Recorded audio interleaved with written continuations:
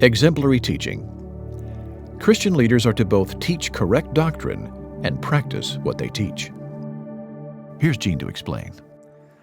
Now, at this point, we have a very interesting scenario here in Matthew's Gospel because Jesus now directs his teaching to the crowds, to the disciples, those who claim to be followers of Jesus, not just to those 12 men, but to a broader group of people who claim to be disciples. These were the people who were listening in to what he was saying to the Pharisees and the Sadducees and these religious leaders. And so what we see here is Jesus' warnings against hypocrisy.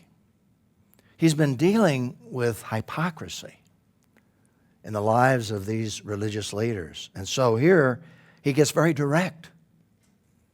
And he simply says this in chapter 23, verse 1. Then Jesus spoke to the crowds and to his disciples. The scribes and the Pharisees are seated in the chair of Moses. Therefore, do whatever they tell you and observe it, but don't do what they do because they don't practice what they teach. Now, when Jesus said to do what they teach you, he's obviously referring to what they teach from Moses that is true, because he's already rejected the teachings that were false. He would not be given a blanket statement to obey what they teach you when they were teaching false doctrine. What he's dealing with is hypocrisy. They don't practice what they teach. And Jesus uses some illustrations. The first one, obviously, is legalism. They tie up heavy loads that are hard to carry, and they put them on people's shoulders. But they themselves aren't willing to lift a finger to move them. It's not only legalism, it's just pure hypocrisy. He deals with another issue, pretentiousness. They do everything to be seen by others. They enlarge their phylacteries and they lengthen their tassels. The phylacteries being those boxes that they had on arms and head to include Scripture, which was true from the Old Testament, but he's in essence saying they don't practice it. They enlarge it, they want to be seen, but they don't practice what Moses actually taught. Another thing they were guilty of was egocentricity, 100-fold, we might say.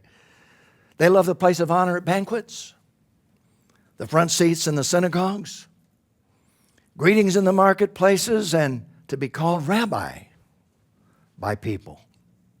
And after Jesus deals with these issues, he gives a series of woes. And they're just frightening in some respects. And he just turns to these scribes and these Pharisees. He's talking to the people that were following him, and now he just zeroes in on them very directly, which is really the opposite of what he had done previously in trying to avoid arguments. He gets out of the head of an argument, and he just simply says, "Woe to you, scribes and Pharisees, hypocrites." He takes the floor, as it were. And here in these references, in verse 14, 16, 23, 25, 27, 29, he just says, "Woe to you, hypocrites, scribes," and he deals with their hypocrisy. And basically what he deals with here in all of these is he says, you're leading people astray into eternal lostness. He makes that very clear. They were majoring on minors and minoring on majors. You're practicing outward rituals while living internal evil. You're rejecting God's true messengers. And he's already illustrated, you remember, by referring to John the Baptist who came with the truth, and then Jesus himself comes and they reject him. You reject God's true messengers. And here's the final condemnation, and this is about as direct as you can get. Now remember, this is Jesus speaking. This is the Lord of the universe who knows men's hearts. Snakes, brood of vipers, how can you escape being condemned to hell? But it's an interesting balance in Jesus. It took a lot for him to come to that point in his communication. But even in that intense communication, you see Jesus' heart. In Matthew 23, 37 to 39, Jerusalem, Jerusalem, who kills the prophets and stones those who are sent to her. How often I wanted to gather your children together as a hen gathers her chicks under her wings. This is so intimate. But you were not willing. The interesting parallel passages, we see that Jesus literally wept over Jerusalem as he stood there and looked over that city. And that's a strong word, wept. He actually was moaning and in a depth of weeping, just a depth of weeping. See, your house has left you desolate, for I tell you, you will not see me again until you say, blessed is he who comes in the name of the Lord. And there it will really be the worshiping of him when he comes the second time and his people see that he was the one that came to bore their sins. And for the first time, they understand that. I believe that will take place, obviously, when Jesus Christ comes a second time to rule and reign on earth. The book of Ezekiel really helps to understand that and what happened once the temple was rebuilt in Jerusalem during that period of time. Jesus certainly had compassion. Now, the fact of the matter is that in the previous principle, Jesus avoided arguments, but he also dealt directly. And we see this happening in the New Testament. We see Paul writing to Timothy and saying, being able to teach, be gentle, be patient. But listen to what we read in Titus 1, 11 through 14. After he lists the qualifications of an elder, he left Titus in Crete to establish a church and to appoint elders, and he gives all those qualities. And then he addresses some individuals within the church, within the Christian community, and that's very important to get that frame of reference. It is necessary to silence certain men, them. They're ruining entire households by teaching what they shouldn't in order to get money dishonestly. They're destroying the church.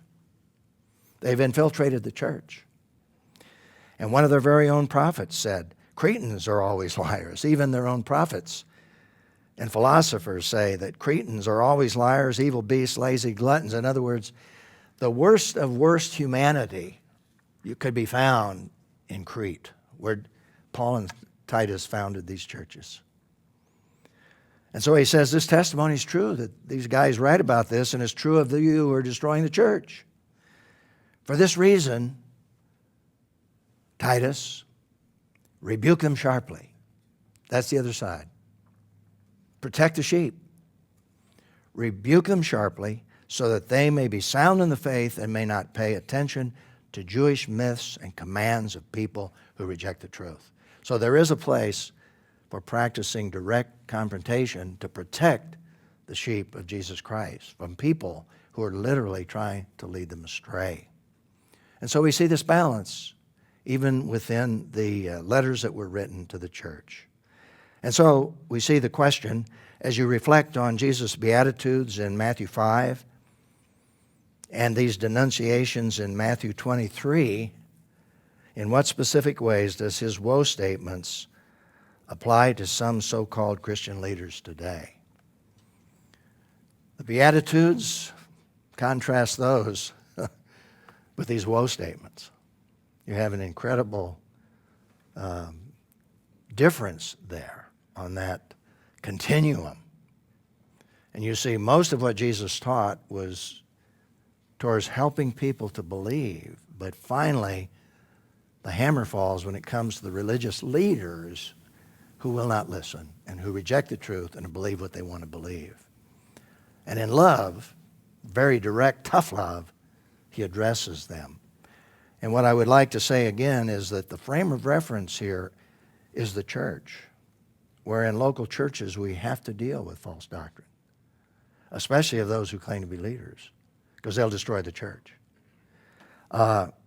In our culture, we can do it within denominational settings, where you have a lot of communities of faith under an umbrella.